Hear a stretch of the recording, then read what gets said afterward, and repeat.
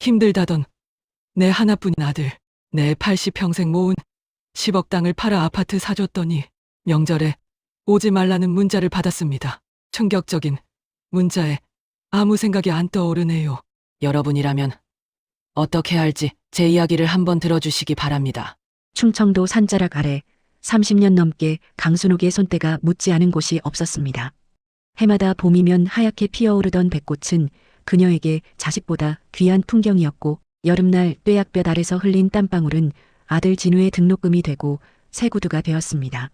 남편을 일찍 여의고 홀로 이 넓은 과수원을 일궈내며 순옥은 한 번도 힘들다 투정 부린 적이 없었습니다. 그저 무겁게 익어가는 배를 보며 서울에서 공부하는 아들의 앞날만 기도했을 뿐이었습니다. 그러던 어느 날 아들 진우가 초췌한 모습으로 고향 집을 찾아왔습니다. 평소답지 않게 술 냄새를 풍기며 들어온 아들은 순옥 앞에 무릎을 꿇었습니다. 엄마, 나 진짜 이번 한 번만 도와주면 안 돼? 사업이 너무 힘들어. 이번에 고비만 넘기면 진짜 성공해서 엄마 호강시켜줄게. 순옥은 가슴이 철렁 내려앉았습니다. 금쪽 같은 내 새끼가 저토록 힘들어하는데 이깟 땅이 무슨 소용인가 싶었습니다. 결국 그녀는 평생을 지켜온 과수원 땅을 처분하기로 결심했습니다. 10억이라는 거금이 통장에 찍히던 날 순옥은 조상님들 뵐 면목이 없어 한참을 과수원 둑길에서 울었습니다. 하지만 아들이 서울에 번듯한 아파트를 사고 남은 돈으로 사업을 다시 시작할 수 있다는 생각에 억지로 눈물을 닦아냈습니다. 진우야, 이 돈은 그냥 주는 게 아니야. 내 아빠와 내가 평생을 바친 목숨 같은 거다. 알지? 걱정 마. 엄마, 내가 엄마 죽을 때까지 모실 거야. 서울 아파트에 엄마 방 제일 큰 거로 만들어 놓을게. 이제 고생 끝이야. 진우는 호기롭게 대답하며 순옥을 껴안았습니다. 그 듬직한 품에 안겨 순옥은 비로소 안도의 한숨을 내쉬었습니다. 하지만 혹시나 하는 마음에 법무사 사무실을 들러 계약서 한 장을 내밀었습니다. 증여하는 대신 매달 일정 금액의 생활비를 지급하고 부모를 극진히 부양한다는 내용이 담긴 효도 계약서였습니다. 엄마, 무슨 이런 것까지 써? 나 못 믿어? 진우는 투덜거렸지만 돈이 급했는지 이내 도장을 꾹 찍었습니다. 순옥은 그 종이 한 장을 품에 소중히 넣으며 이것이 자신을 지켜줄 마지막 보루라는 사실을 그때는 미처 깨닫지 못했습니다. 그저 아들과 함께할 서울 생활에 대한 설렘으로 가득 차 서서히 저물어가는 과수원의 마지막 노을을 바라보았습니다. 강순옥은 설레는 마음으로 서울행 기차에 몸을 실었습니다. 평생 흙만 만지던 손으로 정성껏 빚은 고추장과 된장, 그리고 아들이 유독 좋아하던 과수원 배즙까지 바리바리 챙겨 들었지요. 기차 창밖으로 스쳐 지나가는 풍경들을 보며 순옥은 아들이 입버릇처럼 말하던 공주처럼 모시겠다는 약속을 되새겼습니다. 서울역에 내려 택시를 타고 도착한 곳은 입이 떡 벌어지는 으리으리한 신축 아파트였습니다. 30년 넘게 살던 낡은 시골집과는 비교도 할 수 없을 만큼 번쩍거리는 그 건물을 보며 순옥은 자신이 일군 땅이 저토록 멋진 보금자리가 되었다는 사실에 가슴이 벅차올랐습니다.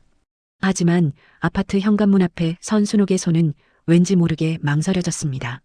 조심스레 초인종을 누르자 얼마 지나지 않아 며느리 혜림이 문을 열었습니다. 그런데 반가운 기색은커녕 당황함이 역력한 며느리의 표정에 순옥은 움찔하며 들고 있던 짐 가방을 고쳐주었습니다. 어머, 어머님. 연락도 없이 갑자기 어쩐 일이세요? 진우 씨한테 말씀도 안 하시고. 혜림의 목소리는 가을바람보다 더 차가웠습니다. 순옥은 멋쩍게 웃으며 무거운 가방을 거실로 들여놓았습니다. 진우가 엄마 방 제일 큰 거로 비워놨다고 해서 구경도 좀 하고 너희 김치랑 배즙도 좀 가져다 주려고 왔지. 잘 지냈니? 순옥은 아들이 장담했던 자신의 방을 확인하고 싶어 집안을 둘러보았습니다. 안방 옆에 위치한 볕 잘 드는 큰 방의 문을 열었을 때 순옥은 그 자리에 얼어붙고 말았습니다. 아들이 엄마 방이라며 사진까지 찍어 보내주었던 그곳엔 침대 대신 번쩍이는 수입 옷장들과 스타일러, 그리고 며느리의 명품 가방들이 전시하듯 진열되어 있었기 때문입니다. 혜림아, 여기가 진우가 말한 내 방 아니니? 어째 짐들이 가득하구나. 어머님, 요즘 서울 아파트는 수납이 제일 중요하거든요. 진우 씨랑 상의해서 여기 드레스룸으로 꾸몄어요. 아시다시피 진우 씨 사업 미팅이 많아서 옷이 좀 많아야죠. 어머님은 가끔 오시는 거니까 거실 소파 이용하시면 되잖아요. 해림은 마치 당연한 일이라는 듯 생긋 웃으며 대답했지만 그 눈빛에는 시어머니의 방문이 불쾌하다는 기색이 가득했습니다. 저녁이 되어 퇴근하고 돌아온 아들 진우 역시 상황은 다르지 않았습니다. 아들은 순옥의 눈을 피하며 식탁 구석에 앉아 밥을 먹는 둥 마는 둥 했습니다. 진우야, 너 나한테 큰 방 비워놨다고 하지 않았니? 그런데 저게 다 어떻게 된 거냐? 엄마, 일단 거실에서 좀 쉬어.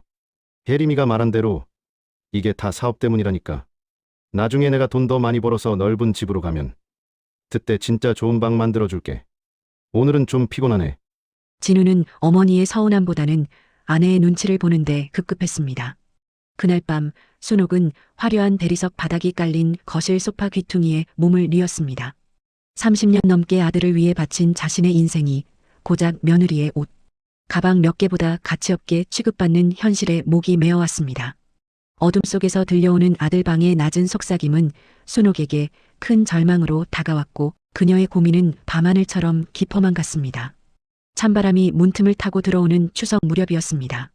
강순옥은 아들 내외가 올 생각에 며칠 전부터 장을 보고 손이 많이 가는 배추김치를 새로 담갔습니다. 비록 서울집에서 문전박대당하듯 내려왔지만 명절만큼은 자식들이 고향집을 찾을 것이라 굳게 믿었습니다. 아들이 좋아하는 갈비찜을 하려고 핏물을 빼던 순옥의 휴대폰이 짧게 진동했습니다. 며느리 혜림에게서 온 문자였습니다. 어머니, 이번 추석엔 저희끼리 좀 쉴게요. 아파트도 좁고 내려가는 길도 너무 막혀서요. 진우 씨도 이번엔 집에서 푹 쉬고 싶다네요. 용돈은 계좌로 보냈으니 맛있는 거 사드세요. 순옥은 한참 동안 휴대폰 화면을 멍하니 바라보았습니다. 집이 좁다는 그 말은 10억 원의 땅을 팔아 마련해준 그 화려한 아파트에 더는 시어머니의 자리가 없다는 선고와도 같았습니다. 떨리는 손으로 아들 진우에게 전화를 걸었지만 수신음만 공허하게 이어질 뿐이었습니다. 3번의 시도 끝에 간신히 연결된 아들의 목소리는 짜증으로 가득 차 있었습니다. 엄마, 혜림이가 문자 보냈지? 나 요새 사업 때문에 정말 피곤해. 이번엔 그냥 조용히 지나가자. 진우야, 그래도 명절인데 내가 음식도 다 준비해놨어. 내가 좋아하는 갈비도 재워두고. 엄마, 정말 왜 그래? 우리도 우리 사생활이 있잖아. 혜림이도 명절에 시댁 가는 거 스트레스 받는다고. 돈 보냈으니까 그걸로 친구들이랑 고기나 사 먹어. 끊어. 뚝 소리와 함께 전화가 끊겼습니다. 순옥은 핏물이 빠진 고기를 물끄러미 내려다보았습니다. 30년 넘게 과수원에서 손톱이 빠져라 일하며 오직 아들 하나만 바라봤던 세월이 주마등처럼 스쳐 지나갔습니다. 자식의 성공이 곧 나의 성공이라 믿으며 전 재산을 내주었건만 이제 그녀에게 남은 것은 텅 빈 고향집과 자식에게 거절당했다는 비참한 뿐이었습니다. 밤새 뜬 눈으로 지새우던 순옥은 문득 안방 장롱 깊숙한 곳에 넣어둔 낡은 서류 봉투를 떠올렸습니다. 그 안에는 아들에게 10억을 건네며 적게 했던 효도 계약서가 잠들어 있었습니다. 부모를 성실히 부양하며 이를 어길 시 증여를 해제한다는 문구가 선명하게 적힌 종이었습니다. 순옥은 메마른 얼굴을 거칠게 닦아내며 거실로 나왔습니다. 슬픔이 지나간 자리엔 서늘한 결심이 차올랐습니다. 오냐 오냐 해주니 내가 정말 만만해 보였나 보구나. 내 방식대로 하겠다면 나도 내 방식대로 끝내주마. 순옥은 휴대폰을 들어 오랜 친구이자 법률 상담을 도와주던 김 변호사에게 전화를 걸었습니다. 창밖으로는 차가운 달빛이 과수원 털을 시리게 비추고 있었습니다. 강순옥은 평생 농사만 지어온 거친 손을 탁자 위에 올려두었습니다.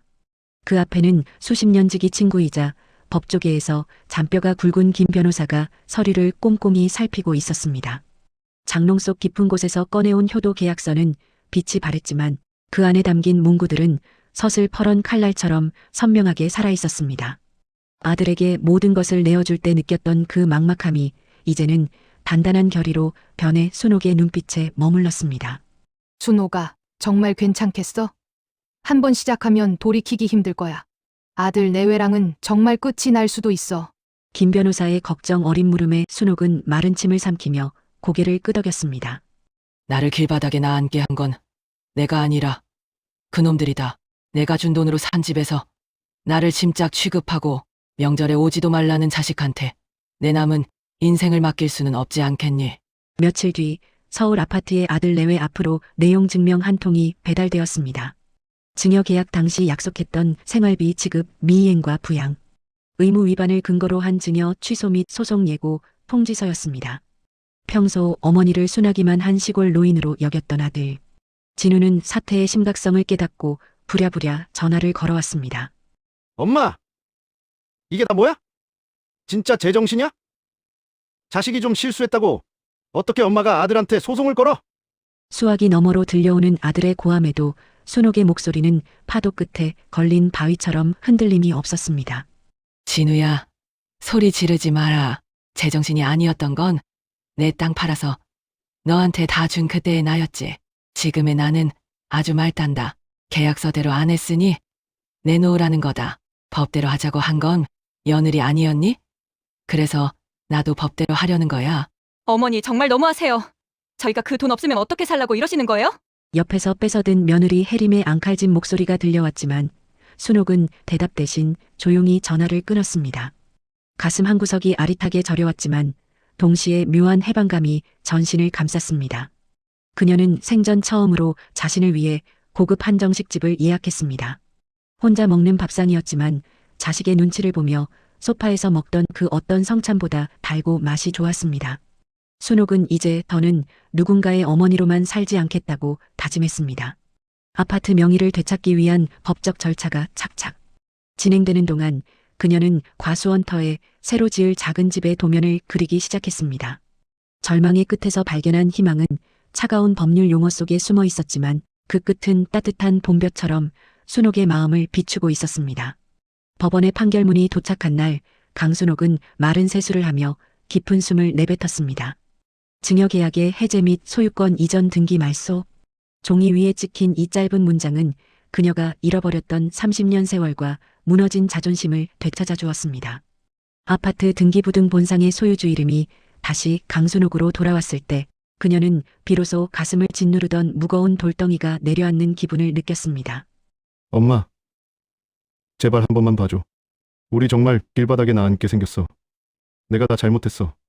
아파트 거실 소파에 앉아있는 순옥 앞에 진우가 무릎을 꿇었습니다. 화려했던 며느리의 드레스룸은 이미 짐이 다 빠져나가 텅 비어 있었고 그 자리에는 차가운 후회만이 감돌았습니다. 며느리 혜림 역시 옆에서 고개를 숙인 채 연신 눈물을 훔치고 있었습니다. 어머님, 저희가 정말 생각이 짧았어요. 다시는 안 그럴게요.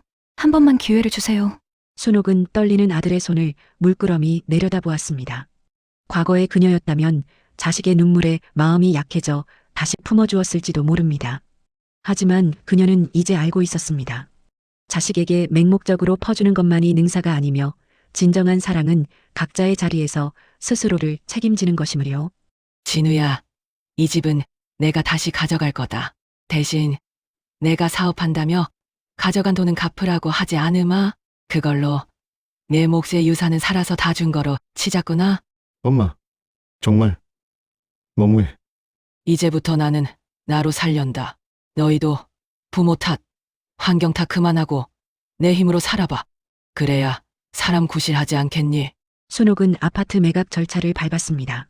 서울의 화려한 삶 대신 그녀는 과수원이 있던 고향 마을에 작고 아담한 집을 지었습니다. 남은 돈은 노후 연금으로 돌려 매달 꼬박꼬박 통장에 찍히게 만들었지요. 더 이상 자식의 전화 한 통에 가슴 졸이거나 명절 문자에 상처받으며 눈물 흘리는 일은 없었습니다. 이듬해 추석, 순옥은 정성껏 빚은 송편을 들고 마을 정자로 향했습니다. 자식은 오지 않았지만 그녀 곁에는 마음이 맞는 동네 친구들과 따뜻한 웃음이 가득했습니다. 지는 노을을 바라보며 순옥은 환하게 미소 지었습니다. 평생 누군가의 어머니로만 불리던 그녀가 비로소 강순옥이라는 자신의 이름을 찾고 당당히 홀로 선 첫 번째 명절이었습니다. 고생했다. 순옥아, 참 잘 살았다. 스스로에게 건네는 그 한마디가 바람에 실려 과수원 털을 부드럽게 감쌌습니다. 이제 그녀의 인생에는 흙냄새보다 더 진한 자유로운 희망의 향기가 피어나고 있었습니다. 오늘도 한 사람의 인생 이야기에 함께 해주셔서 고맙습니다. 다음 사연이 당신의 마음에도 작은 위로가 되길 바랍니다. 구독과 좋아요는 또 다른 이야기를 이어가는 힘이 됩니다.